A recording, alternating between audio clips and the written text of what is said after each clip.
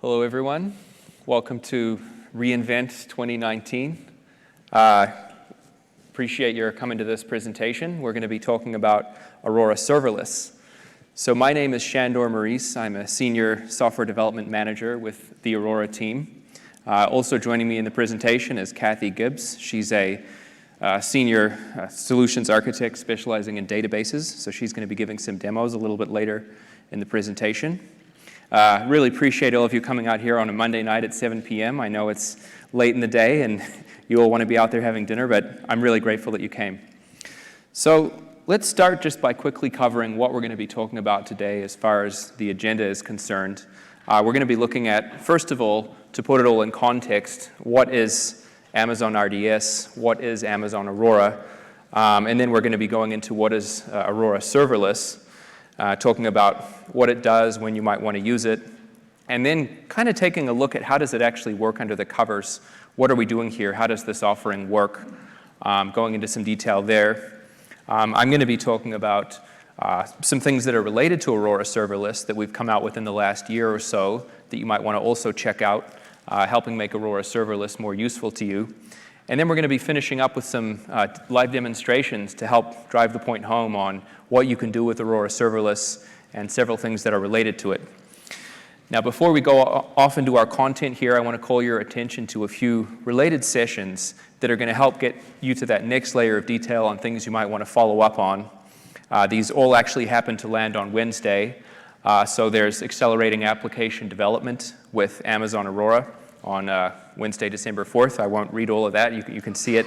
There's going deep on Aurora Serverless. That's going to be a bit of a more intimate session where you get in a smaller audience. You get to interact with the presenters a little more easily. And finally, there's building high-performance apps on Amazon Aurora Serverless that you can check out. So please take a look at these sessions if you're interested in following up and learning more about Aurora or Aurora Serverless. So coming to what is Amazon Relational Database Services. Well, you can think of traditionally a lot of the kinds of things that you as an application developer might hire a DBA or a team of DBAs to manage for you. This is what RDS offers as a managed service. Now, just to take an audience poll here, can I get a quick show of hands? Who here already uses some RDS-related product today? Okay, just about everyone. So that's good. I won't spend a whole lot of time then introducing RDS to you. You're already familiar with this. But just to put it in context, somewhere along the way in our RDS journey, we decided we wanted to build something homegrown, something more cloud native, which is why we built Amazon Aurora. So let me take the next poll here. How many of you are currently active Amazon Aurora users? Okay, still a lot of hands in the audience going up. So what is Amazon Aurora? I'll introduce it quickly. We won't spend too much time there because many of you are already familiar with it. But the reason why we built Aurora is because we wanted to offer something that gives you the speed and availability of a commercial database at the simplicity and cost effectiveness of an open source database. Now, what does that really mean in practice? Well, what you often find with commercial databases is that they give you these complex pricing structures where you have to pay for a license for some fixed period of time. You have to pay different costs depending on the set of functionality that you want to use. But with Amazon Aurora, we didn't want to kind of force you to have to do that. We wanted to make it very simple, and we wanted to earn your business every hour of every day. So it's a simple pay-as-you-go cost model. But yet at the same time, we're trying to offer all of the capabilities and the type of support that you might expect from a commercial database. So that is Amazon Aurora in a nutshell. Now let's talk about what are the specific things that we mean when we say commercial capabilities. So really we're talking about the type of performance and scalability that you might want. What we offer using open source databases as a baseline, we've managed to achieve 5 times the performance of open source MySQL and 3 times the performance of open source Postgres. I won't spend too much more time going over all of this because it looks like most of you here today are active Amazon Aurora users. So I won't dive too deep into all of these, but you get the idea. Now, looking a little more under the covers of what's going on with Aurora, and I'll explain why it's relevant to serverless as we move on. The key innovation with Amazon Aurora is that we took the whole storage layer and we removed it from the database server. We took it off the database host. We made it a highly distributed, multi-tenant storage layer where you don't really have to pre-provision your storage anymore. You don't really have to worry about storage layer redundancy. What we do here is we break your database down into small 10 gigabyte chunks, and we stripe it out across thousands of storage nodes. And one of the most interesting things about Aurora is that each write that you do is going out to 6 different storage nodes in parallel, and we're getting an ACK back from 4 of them. And based on that, we're guaranteeing durability. So one of the best things about the fact that we did this is the fact that now your storage volume is highly elastic. So your storage volume can grow based on the amount of usage that it's getting. Now that's relevant to Aurora Serverless, and I'll explain why in a moment. Now looking a little more at the way the storage layer works of Aurora, one of the things that we're guaranteeing with this 6-way quorum is the fact that you can actually lose a whole availability zone plus 1 more node, and you still are able to read from your database, and you're still able to write to it. Now, this all sounds great. So why do we need Aurora Serverless? Well, I'll explain why. With Aurora today, prior to Aurora Serverless, we didn't really achieve that auto-scaling elasticity at the database server layer. Now, what do I mean when I say that? Well, as your workload fluctuates, even though you've got this highly elastic storage layer, what you don't necessarily have is a highly elastic compute and memory. So has anyone here had the experience of running out of database capacity in production, by a show of hands? Okay, a few of you, all right. Well, it's not a good situation to be in, right? Now, what Aurora Serverless gives you is this capability where at the database server layer, we'll actually add or remove capacity just depending on your workload. So why is this related to Aurora more broadly? Well, what we've now achieved for you is the capability to elastically scale both your storage and your compute layer without really having to worry about it. This is something that happens transparently, and you don't have to sit there and babysit it. So what Aurora Serverless will do in a nutshell, it will scale up your capacity, and the database will go to sleep when you're not using it, and it'll come back when you start using it again. So let's just go over what inspired us to build Aurora Serverless.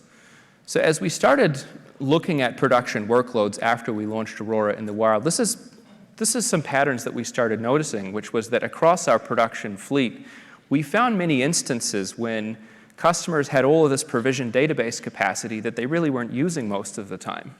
Now, this was most prevalent in these dev test type of workloads that you're currently seeing, where there's these occasional peaks in workload and in traffic, but really most of the time, the database capacity is just sitting there doing nothing interesting. So if you were to imagine this type of use case and you were to draw a line reflecting what you've actually got provisioned here, you would quickly realize, well, the vast majority of the time, you're paying for resources that you're never using. Now, this is another dev test use case that we saw in the wild, which was, somebody shows up, they do some development, they run some workload, but again, the vast majority of the time, you're paying for resources that you're not actually using. Now, we continued to dig here, and what we started seeing was even production workloads. So this is a spiky gaming workload where it's hard to see the y-axis there a little bit, but even here in a production workload, you draw that horizontal line in terms of what you have provisioned, and you realize, well, you've provisioned a lot of capacity that you're not actually using most of the time. So what does this mean? Well, as an administrator of the database, you have to make some choices. This is before the world of Aurora Serverless. So you can either provision for your peak, which generally works, except you're going to pay money for something that you're not actually using most of the time. You can provision less than peak, which obviously costs less, but it isn't great because if you actually run out of capacity, well, now your customers may be suffering. Or you can basically babysit the database, you can continuously monitor it, you can trigger scaling up and down whenever you need it to, but that requires a lot of expertise, that has a lot of risk. You risk downtime, you risk data loss, you risk various manners of outage if you go this route. So let's take a look at if you go this route of babysitting your database capacity, what does it actually look like? So imagine here we are today, you're running on Aurora, you've got your application, you're running against your master, and then you start realizing, okay, my capacity is getting a little bit low. I think I might want to scale up. So what I'm going to do here is go ahead and add a replica scale target, which thankfully, because of Aurora, is very easy to do. You don't have to worry about replication. That's all handled for you. But the tricky part comes when you say, all right, I've got this replica. I think it's ready to go. Now I'm going to cut over my traffic to this replica. Well, depending on how you're connecting to that secondary node, this may incur some downtime, and if you're not fully synchronized in terms of your writes, well, it's not going to result in data loss in the case of Aurora, but it definitely will result in some degraded experience for a period of time while the cutover occurs. So the other thing that you'll notice if you've ever done something like this before is the fact that even though you've switched over to a larger server, there's a lot of buffer pools and caches and things that need to be warmed up even after the cutovers happen. So putting aside the fact that you incurred this downtime, you've also incurred the fact that, well, there's this warm-up period during which the experience is somewhat degraded. Now, many customers that we talked to while we were thinking about building Aurora Serverless, they circumvented this problem by putting this proxy layer in the middle. And the reason this is advantageous is because, well, it gives you a way that you can quickly redirect your traffic to the secondary server without really much in the way of downtime. So looking at this, well, okay, you can do the cutover. What you notice here is the fact that the application has not had to reroute its connections. It's still pointing to the same place the whole time. But the problem is you've actually moved the single point of failure up the stack a little bit. You, of course, could do things where you have multiple proxy servers, but it starts to get very complicated very fast. And you haven't really solved the problem of dealing with this warm-up period that I described. So that brings us to Aurora Serverless. Well, how does this work? So the key innovations we've made here is around the fact that we've introduced a proxy layer that is highly distributed, highly multi-tenant. There's no single point of failure. And we've also introduced this warm pool. Now, what the warm pool of database nodes does is it allows you to quickly grab a node off the shelf without having to wait for any type of provisioning time and plug it in terms of giving you a scale target. And this is not something that you actually have to worry about because it's all handled for you behind the request router layer. Now, let's talk a bit about how does Aurora Serverless actually work in more detail. So let's continue into the architectural picture of what's going on here behind the scenes. So here with Aurora Serverless, we have your application, we have your database server.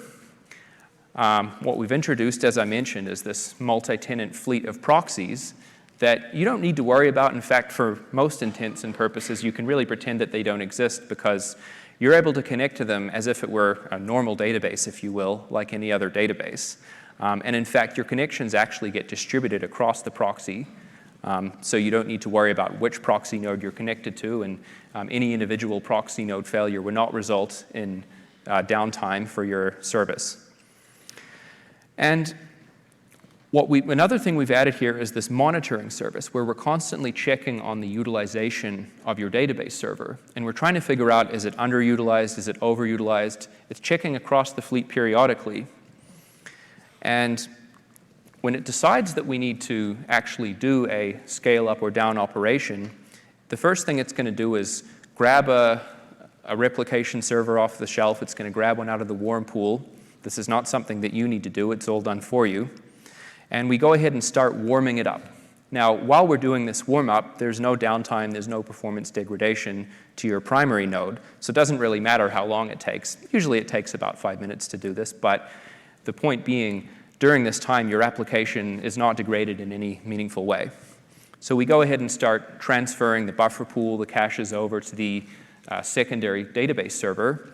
And then we start looking for what we call a safe scale point, which is there's no active transaction running in that given moment that we can't cut across.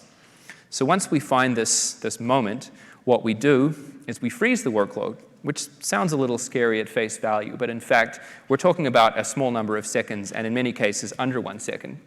Now, during this time, we're basically transferring all of the session states over to the secondary database server, getting everything ready, and then, finally, we're saying, okay, we're ready to go. The workload resumes.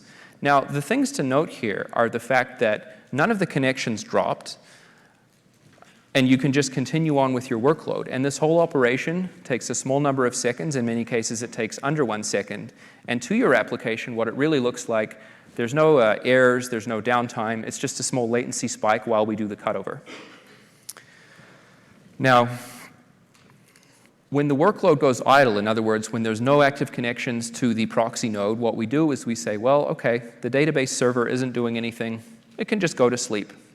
But meanwhile, the whole proxy fleet is still sitting there available for you to connect to. And the moment you do connect to it, well, we grab a database server out of the warm pool, we go ahead and connect to it, and we start up your workload as if nothing happened. Now, when a proxy node fails, unlike the architectural picture I illustrated earlier, it's not like your whole application goes offline. Because we've basically distributed all of your connections across this fleet of thousands of proxy servers, a small number of connections will drop and then can immediately reconnect to a different proxy server. Most database clients, you can easily configure to do this automatically, so there's no hassle to it. So all of this adds up to a simpler database management experience. There's just less to worry about. In terms of everything that I went through, while it's interesting to understand how all of it works, these aren't things you really need to worry about in terms of where your database is connecting to and what size of server that you're connecting to. You don't need to worry about CPU credits. You don't need to worry about which availability zone it's running in. I'm not going to go through the full list, but there's just a lot of things you don't need to worry about anymore. So around this time, people have heard a list. They say, OK, it sounds great. How does it actually work in practice? Now, to illustrate that, I'll be going through a few graphs, but to get even deeper into that a little bit later in the presentation, Kathy's going to be going through some demos to show you a working live version of an Aurora Serverless database. So let's take a look here. This is a synthetic workload that we created. Now, what are we looking at? So we're looking at throughput, transactions per second. And over time, we're basically cranking up this workload, and what we're seeing is these incremental steps where behind the scenes, what the database is doing is it's saying, OK, you need more capacity. I'll go ahead and scale you up. Now, this is down to the second granularity. So what you see is the small drop in throughput at the moment that we're scaling, but it very quickly recovers.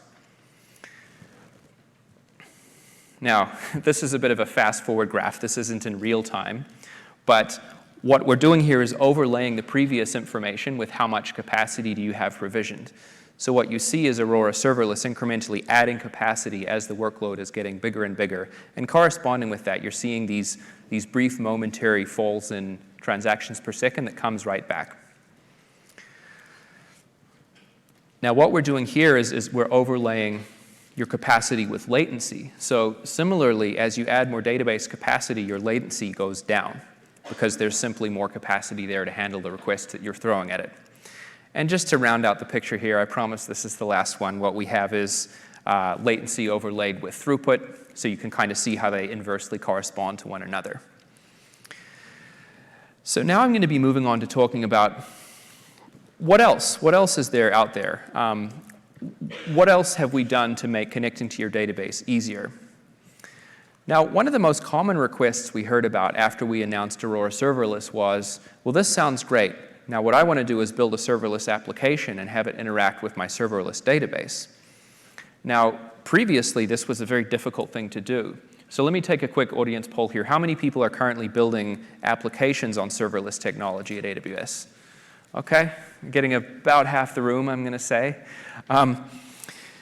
Now, one piece of feedback we've heard that many of you may relate to is the fact that, well, building applications on serverless technology prior to now was very difficult if you're using a relational database behind the scenes. For all of the reasons mentioned here, managing connections is very difficult because your application code can spin up on any server and open connections and then go away without really closing them meaningfully.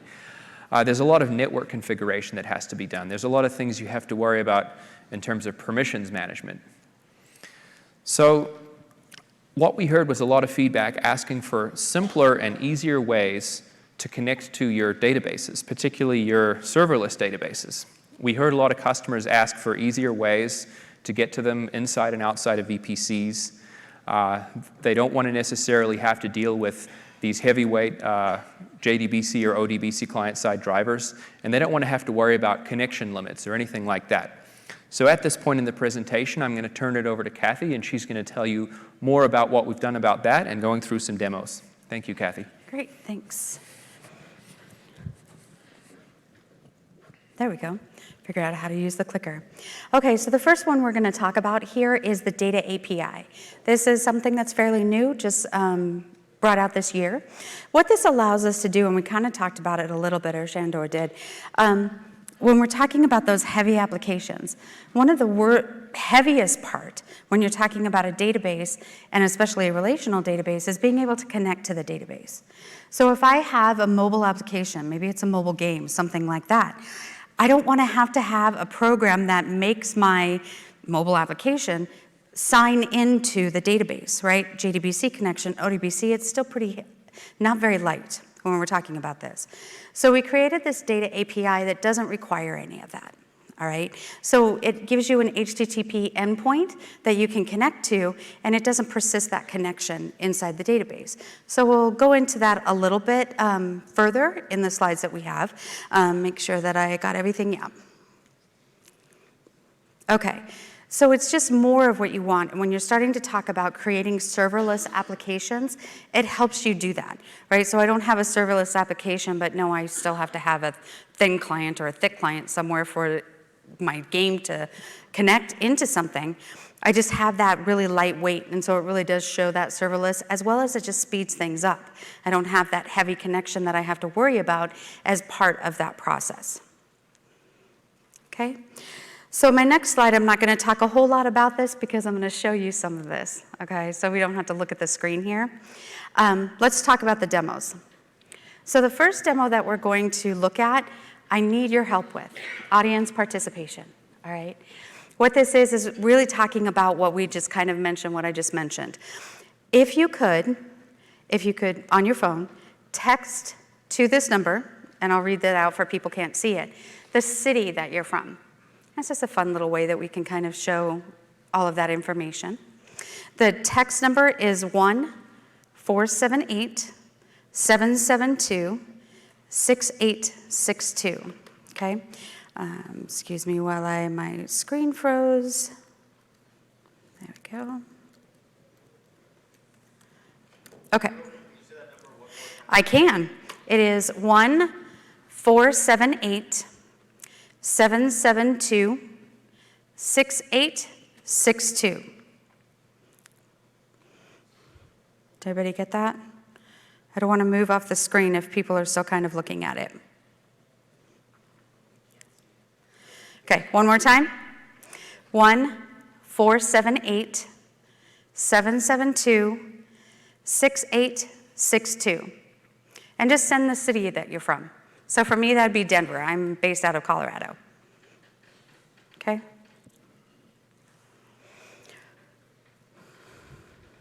Okay. So let me go ahead. I'm going to make this larger so everybody can see. And I'm going to switch over to our demo. Ta-da! Love it when technology works for you at 7 p.m. on a Monday. Okay, so what I'm going to do here, and I'm going to go forward. There was the phone number. I thought that it was on there, but it wasn't.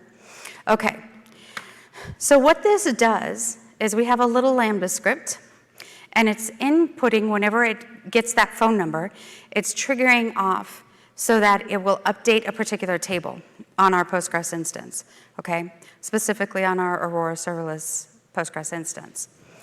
Now what I can do here, now I guess I should go into this. What we have with this data API is we now can run scripts from the console, and that's where I am. So I'm in the console here. You can see over here, query editor. I've got an editor, which when I first pull it up, it has like a number of tables if you want to go play with it. My recent and my saved. So what I'm going to do is I'm going to click here. Oh, it's asking me to do that.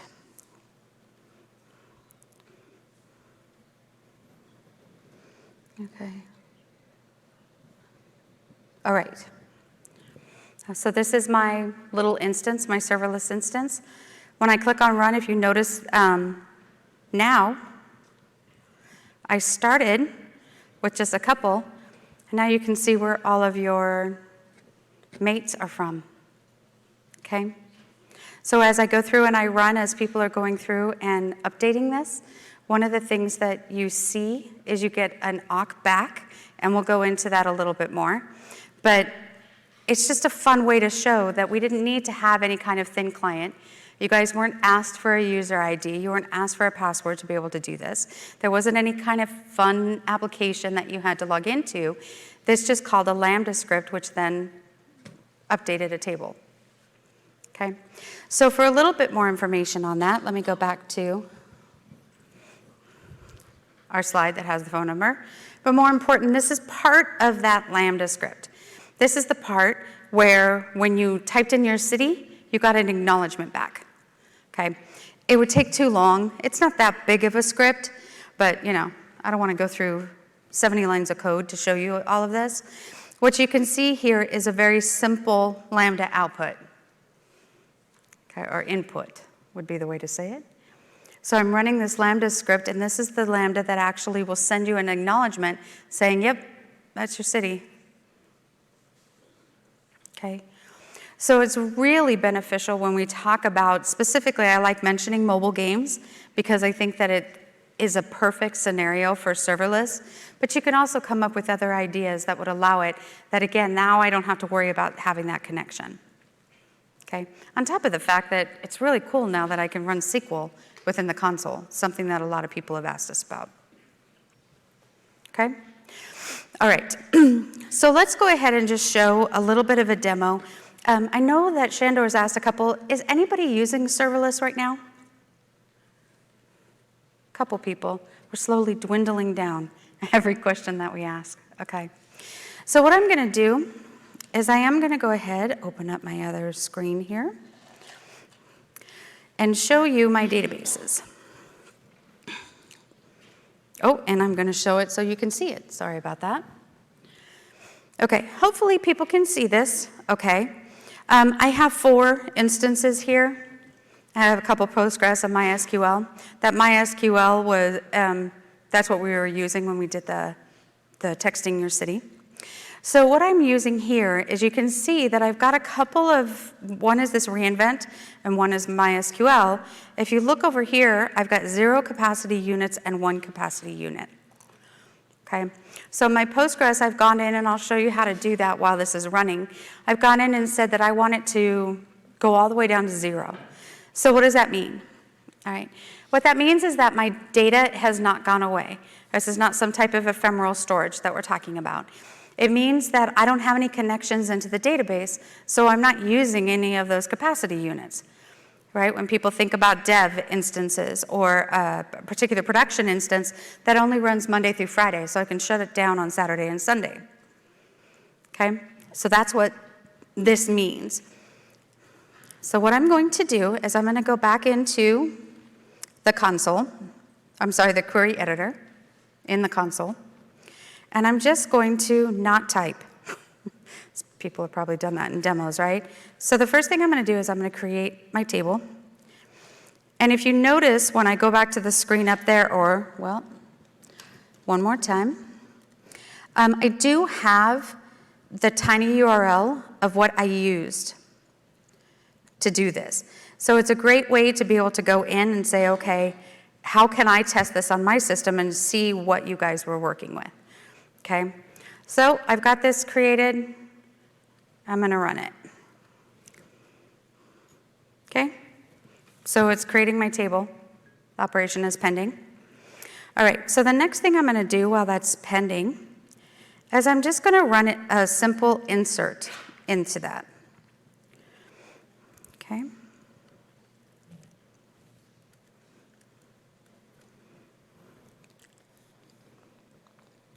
Success is always good, if you see in there. So I'm just going to highlight this again, that way it's not going to mess up anything. Okay. Now while this is running, we're going to go back to what I was showing. Okay? So that's how quick, just in us talking, that create table and running that insert is now up to 4 capacity units, if you see there. And that's what that ACU means, is that capacity unit, okay? So a couple things that as this is running and as this is growing, and I'll show you, to look at is that if I click here and I want more information, and I can go into CloudWatch and get this, but I can go into my monitoring, and the first thing that's coming up is this. Now this is at last hour. We can look at last 3 days if we want to. Okay, so you can see the work that I've done before. But as it's going through, we can see how that's scaling up. Okay, so one thing that I do want to show while we're still running that as well is I'm going to go back in here and I'm just going to show you, well, go back into my RDS. Instead of creating a new instance, go in here, go to my Postgres. Okay, so when I look at how I have this set up, I've got my monitoring, my configuration, okay? So you can see here the different things that I can set up and how that is, and that's how you would set up your individual serverless Aurora for Postgres, okay? So I can set up the number of ACU units. When I first do that through the console, I can set it up to 2. I actually can choose a parameter that will say, hey, if I have nothing going on in my instance, bring that all the way down to 0. Save me some money, right? One of the things that we would do is serverless. Okay. Most important, people don't usually think of this. They think, oh, we want a minimum because we want 0 or 2 or something like that. Also set the maximum, because we don't want it to grow like crazy. And if you just set it default, although our defaults are not the maximum right now, but if I set something up in a CLI and I just set, my maximum, then I could be kind of kicking myself for what I'm doing, shooting myself in the foot. That's what I was thinking. So those are the 2 important things. Now, just to kind of reiterate what Shandor was saying, when you first have that 0 capacity units, it is going to take longer to get that connectivity going than if I'm growing. So the time that it took from 0 to 4 is going to be longer than the time it would take from 4 to 6 to 8. Okay? So something to remember. One of the reasons I mentioned that is I had a customer that had a production instance, and from 9 to 11, they were at college. And so from 9 to 11 during the semester, all of their students logged on. That's when they got all of their work. So instead of waiting for Aurora to start that, you can pre-warm it. You can say, okay, I want to start up, and I want to start at a particular ACU or that capacity unit. Okay? All right, so one more time here we'll go. We could look at the graph, but let's, okay. Let me go here. Now you can see, if you saw on my CPU, it went from 41% to 81%. So what that means to me is that's about to grow again. All right, so I don't want to sit here and have you guys watch the screen. Yep, that's how it works. But just to show you the background of that. Okay, so let's go one more time to monitoring and refresh. I'm looking at the last 3 days. I actually want to look here. We'll do that. Okay, so there's my first. And it went up to that 4 ACU. It will start sizing once you go up higher and higher. Okay. The only thing, and I can show you in a graph that shows it, but know that we actually are more aggressive assigning ACU in the beginning. So I'm going to grow faster, then I'm going to decrease. Now, we're not going to throttle you. It's not going to be something where, in 2 seconds I grew crazy and then I'm down to nothing. But it is, if you look at different scales, and even the graphs that Shandor showed you, that when you first grow, it's a lot faster than when it tails off. And it tails off in a step fashion. Okay? Alrighty, so let me go back here. Make sure that that's on there. All right, this. So I've mentioned a couple of things to know. This is a little bit more, and things that as a solution architect, I get asked quite frequently. Number one, and this runs into, if I have a really busy system and I'm trying to grow, If I have a long-running transaction, serverless right now will wait until that transaction finishes. Makes sense, right? I can't necessarily freeze a transaction, like we were talking about, to grow when it's still actively running, right? So it's something to be aware of, even something as far as, hey, if I know I've got to grow, I'm going to go kill that, right? Something that you need to plan for. A couple of other things that people often ask me, and there is, if you notice, there's a link down there, that serverless doesn't technically have all the features that Aurora does. So we talked about it a little bit briefly with replicas. So I don't have something where I can go to serverless and then I can kick off a replica. It still has 6 copies of that data across 3 availability zones, but I'm not going to be able to assign a replica to that, okay? A couple others that we're talking about, Backtrack. Backtrack is available for Aurora MySQL. That is not available on serverless, okay? So different things that we're talking about. There's a list there where we have it. If you think about it, some of the things that come up, it makes sense, right? If I'm not using it all that much, maybe restoring from a snapshot, I can probably get my data from that snapshot instead of having to do a backtrack in the system. Okay? So there's a couple different ways to learn about serverless, and I do want to put that out there. There's all kinds of YouTube videos, but you can also, if you have an account manager, reach out to your account manager and set up hour training sessions, things like that, as well as being able to go into the digital training here that we're talking about. Okay. So now, if there are questions, we have 2 microphones that they will turn on, that you can go up and ask a question, and I'll ask Shandor to come back up and let her rip. Question right here, yes. So I actually have 2. I'm not going to use the mic because I think I'm loud enough. The first one has to do with, you're talking about how it kind of scales up and down, and it can kind of see that based on reading the current capacity or the current requests kind of coming into the server. Is there any kind of analysis to kind of pinpoint and kind of detect those peaks on like a recurring system and kind of scale automatically before that? That's the first question, and I'm going to get the second question out as well before you guys kind of dive in. The second question I have is there documentation on how to migrate from the current system to the serverless for people that are currently on the old system? Okay. Good question. Yeah, great question. Thank you. So the first one was essentially what I heard was, is there a mechanism where the service could learn your workload patterns and make predictive actions? Not yet. That's not something that we've gotten to yet. I could definitely envision a world where something like Aurora Serverless could take those kinds of things into account, look at past historic patterns. We haven't built that capability yet. We would love to, though. The other question was about migrating in and out. Is there documentation on it? Yes, there absolutely is. You can certainly find that documentation by searching our support site. The simplest way today to migrate in is to take a snapshot of your Aurora provision database and restore it into serverless. The database migration service also supports replicating into Aurora Serverless. Over time, we want to look at other ways of making it even easier to migrate in or out. But that's what we support so far.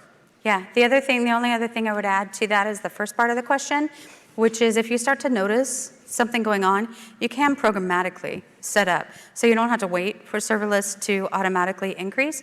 You can say, okay, at noon, we know that normally we need 4, so at 11:55 or something, I'm going to increase it. Thank you. Yeah. Okay, why don't we go over here? I think that gentleman. Oh, are you first? Okay, go for it. Thanks. So honest here at reInvent. Love it. Awesome. Is there any reason not to scale all the way down to 0? Any disadvantages? Because otherwise it seems So- like, why didn't you always 0, right? So I can talk a little bit about that. So the question was, is there any reason why you might not want to scale down to 0? And as Kathy did mention, you can configure it such that it will always stay at some minimum amount of provision capacity. So the kind of reason why is, well, the simplest reason would be you want to guarantee a certain latency when your workload goes to sleep and then comes back. Because, of course, there's going to be a latency penalty involved if we remove all of your database capacity and then re-add it. So what we're at currently today is somewhere in the 30-ish, I'll sort of average it, and I'm not guaranteeing here, the 30-second range to spinning back up. Now, if you're trying to do a page load, for example, in front of a relational database, 30 seconds might be completely unacceptable. So you might want to set that minimum to above 0. You might want to turn off the thing that makes it go to sleep so that there's always some database capacity available, at least that minimum amount. Yeah, having done some serverless programming and Right. cold boot. Right. Right. So you can just configure it so that you never have to worry about that problem. Of course, that does mean you're paying for that capacity whether you're using it or not. And of course, over time, we would like to make that boot time faster. Yeah. That's exactly what I wanted to talk about.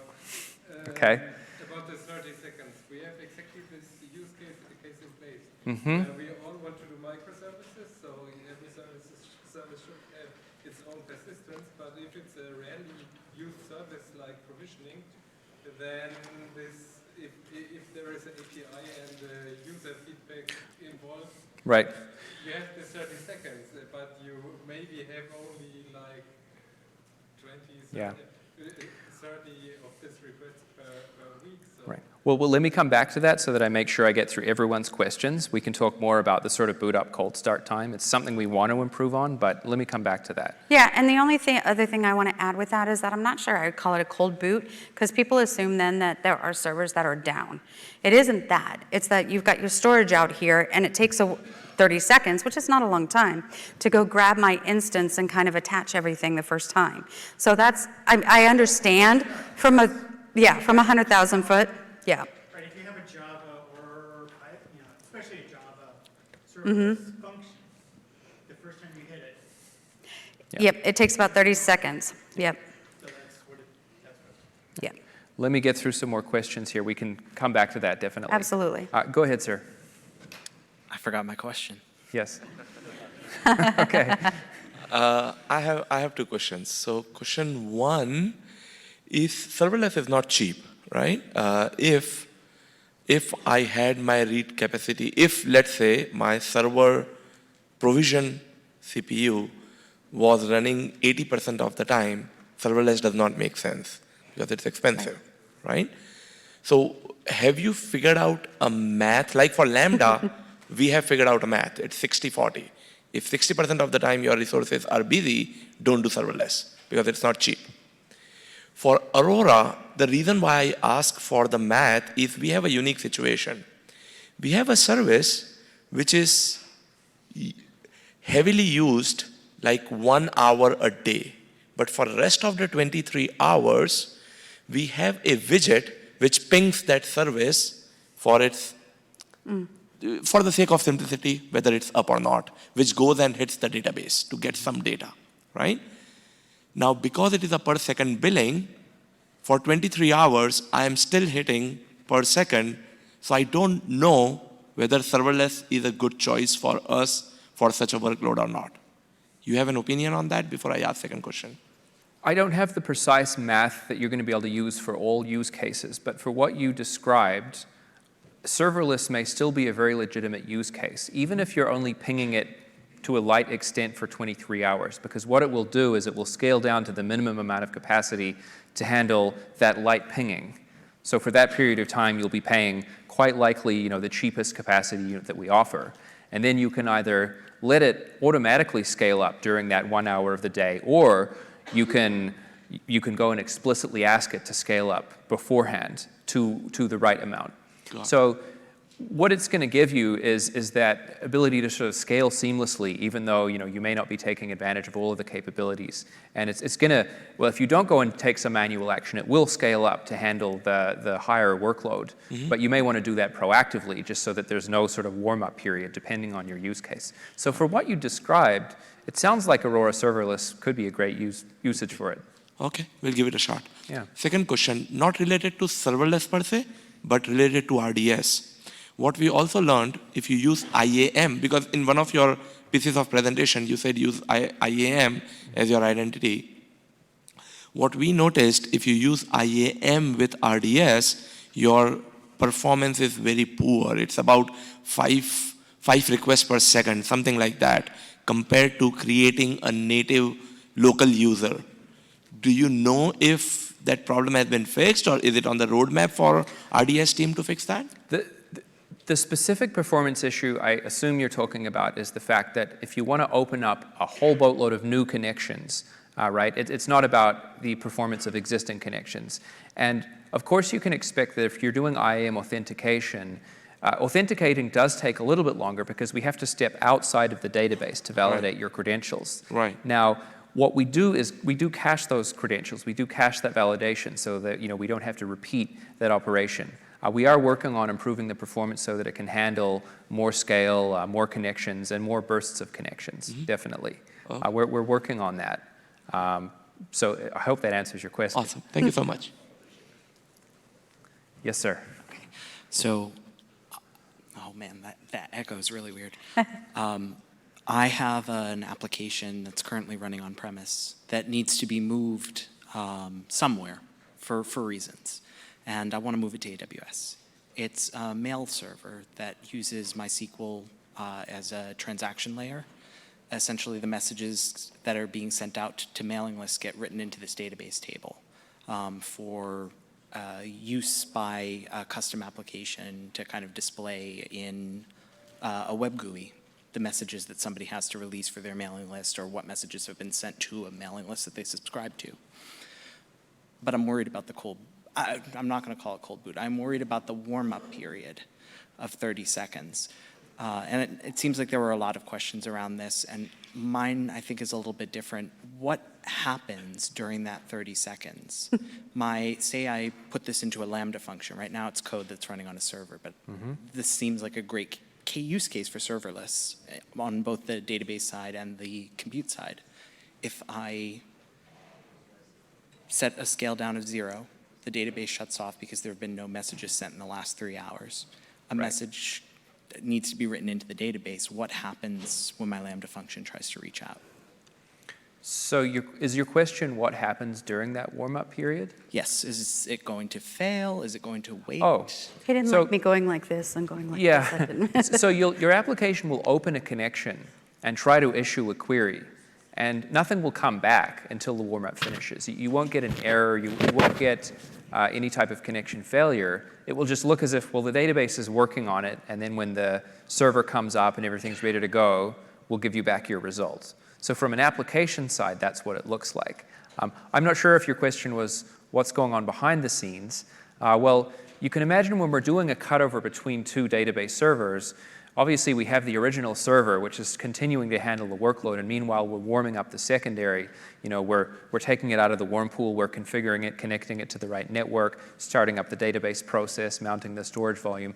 In the case where we're jumping between two servers, all of that can kind of happen behind the scenes while the original database server continues. In the case of doing a cold boot up, well, that original server doesn't exist. It's literally gone away or back to the warm pool. So we're taking all those steps. However, we can't do it behind the scenes, if you will, because there's no alternative. So I hope that answers your question. Mostly. Okay. During this period now, where are the transactions actually stored? Well, if you're talking about transactions that have already occurred in the past. No, no server is up. Oh. I have made the transaction Right. that caused the 30-second Sure. warm-up period. So you've sent some transactions to the database. Where do they sit? Well, they're sitting at the proxy layer.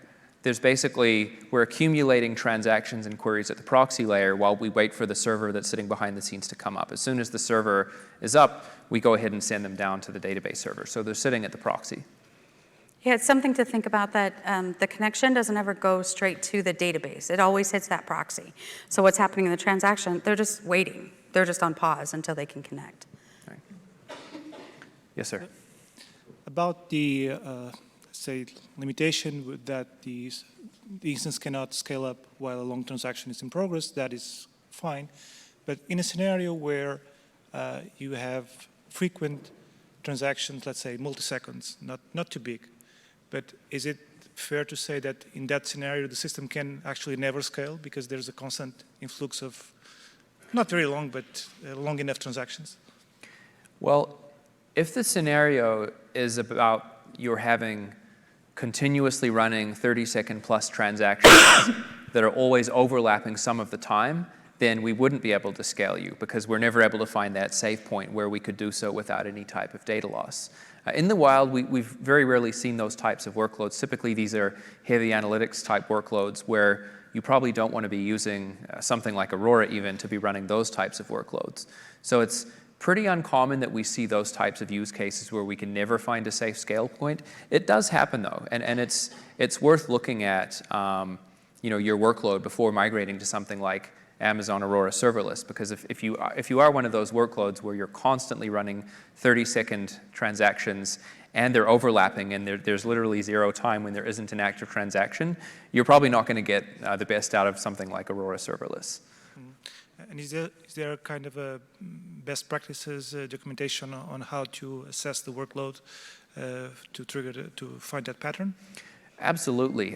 Has anyone here heard of a tool that RDS offers called Performance Insights? Okay, so that's something, well, if you haven't heard it, you can check it out, but that's something that you can enable on RDS or Aurora that really gives you deep telemetry into your workload. It allows you to see what transactions are running and do all kinds of sophisticated analysis to understand your workload better. So that's probably where I'd start in terms of recommending analyzing your workload. So yeah, check that out. Thanks. Yeah, I do want to point out that that particular scenario that I've talked about, usually when I've seen that happen, it's a mistake. It's usually something's going on and then one developer didn't know that something else was happening, or somebody ran a report outside of when they were supposed to. So it's never been something that I've seen where it's part of the workload, but mistakes happen, right? And that stuff happens all the time, and so you want to make sure that you're aware. Right. Yes. Hi. My question's pretty simple. I was just curious if support for MySQL 5.7 is on your roadmap. Yeah, it's one of the most common requests we get is to support Aurora Serverless for 5.7 compatibility. And yes, it absolutely is on our roadmap. Definitely something we're looking into, and yeah, we get a lot of requests for it.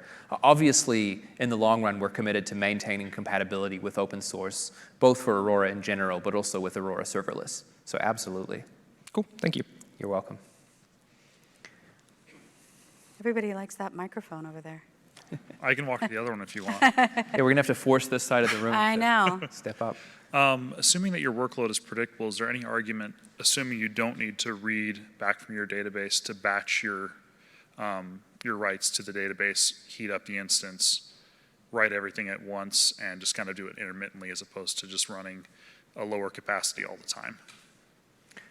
Sorry, I'm not sure I understood the question. So let's say I have a workload where I'm processing maybe a couple hundred transactions per minute. Yeah. Is there any reason to pool it for 15 minutes, scale up a large instance, put it all in either from a billing or performance perspective with the incremental back off as opposed to just having a lesser capacity?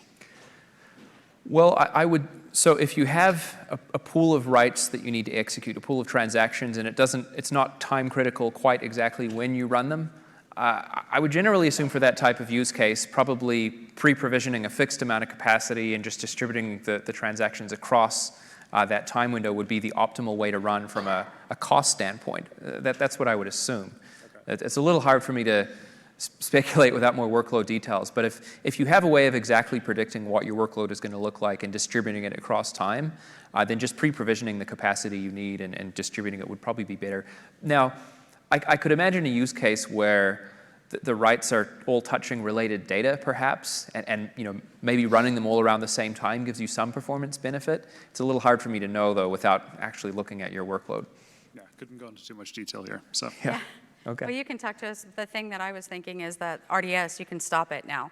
That's something that's fairly recent, and so that would be another way to do it, too, is that I just start it when I need to run it, and then I stop it. Yeah. All right, well, it looks like our queues have cleared out, so I'll thank everybody for joining us this evening. Appreciate your staying you have a late question? today. Oh, sorry, one more. One more. Okay. How does the pricing work when you do the scale up, scale down? How do you compute actually the cost? Because like normally when you scale up or down, it goes to the next tier, correct? Right. So. Well, behind the scenes, there's an actual server going on, and we call it Aurora Serverless, really to illustrate the fact that you don't have to worry what kind of server it is. But we essentially charge you the equivalent of what you would cost if you were provisioning on that server type, plus some premium for the fact that you're running through the proxy and utilizing the technology.